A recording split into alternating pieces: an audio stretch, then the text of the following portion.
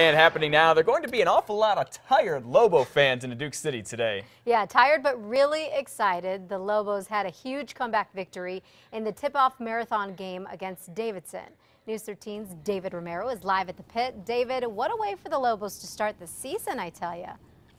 What a way indeed, Elizabeth. And of course, it was a chance for the Lobos to shine in front of their fans here in the pit, and of course, to shine on the national spotlight. And that's because the game was televised on ESPN. It was the first time since 2005 when they beat Air Force here at the pit. Now, as for last night's game, or this morning's game, if you want to call it that, then the some 14,000 fans that were howling in the entire time in the pit, they were doing this as the Lobos won 86-81. Now, it was a close victory, but a great comeback considering they were down at about 16 points at one point in the game. Now, nevertheless, they pulled out the victory with a whole lot of support from the fans, something Lobo head coach Steve Alford says helped with the win.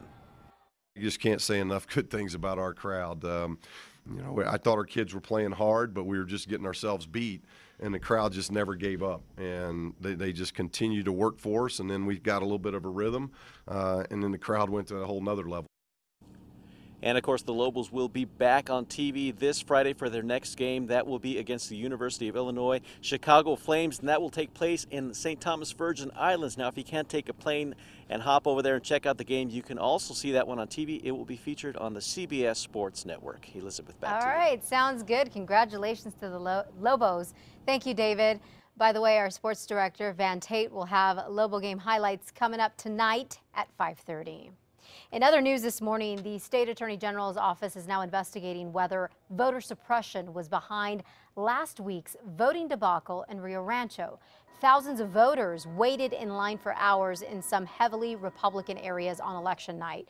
Sally Padilla, the Democratic Sandoval County clerk, claims she did not deliberately cause the problems and that they happened because the Secretary of State did not give her all of the ballot printers that she requested. But the Secretary of State tells us that Padilla did get everything she requested.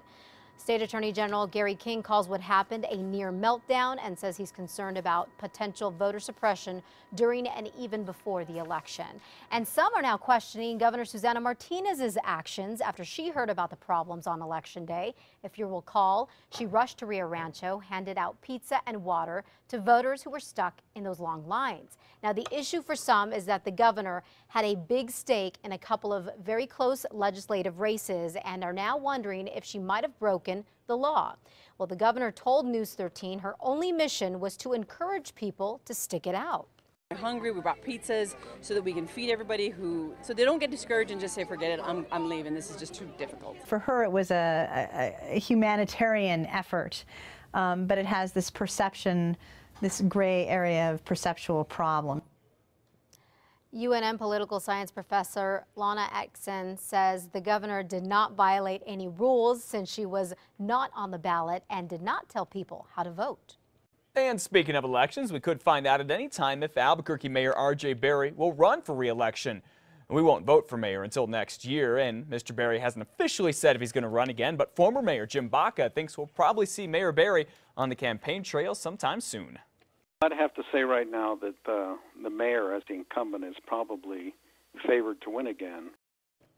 But that does not mean a number of Democrats probably won't run against him. There's talk that former Lieutenant Governor Diane Dennis there, State Treasurer James Lewis, and State Senator Tim Keller could all run for mayor. The same with City Councilor Ken Sanchez and former City Public Safety Director Pete Dinelli. A high school student has been suspended after school officials say he brought a collection of throwing knives to school. It happened yesterday at Highland High School in Albuquerque. Police don't think that the 16-year-old had any intention of using them, but he is charged with bringing a deadly weapon onto school grounds. A Roswell man is facing felony child abuse charges this morning after investigators say his 1-year-old grandson tested positive for meth. The mother did admit that sometimes other adults would smoke around the child, and sometimes she would take that child outside so it wouldn't be around the smoke.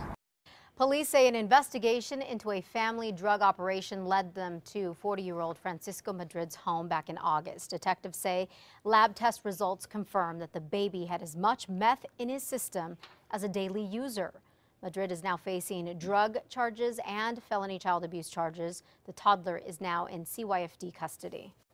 The 3 people accused of stealing a lockbox with a woman's adopted kid's birth certificates inside are all still behind bars this morning, a place they've all come to know pretty well. Investigators say Jeremy Hicks, Josh Adams, and Brandy Heald broke into the home in Los Chavez last week and shot at a neighbor who tried to stop them when they were leaving.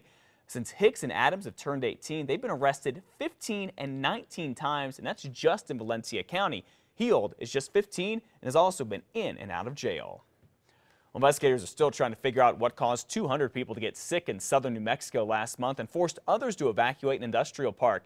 Happened in Santa Teresa. It's just south of Las Cruces on the border with Mexico.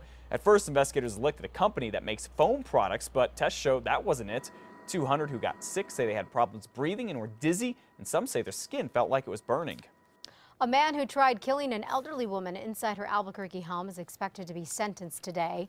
In October of last year, Albuquerque police say Philip Kosarukov forced himself into the home of the 70-year-old woman. They say he tried to smother her with a pillow, but the woman fought him off. The man pleaded guilty in September to aggravated battery and kidnapping.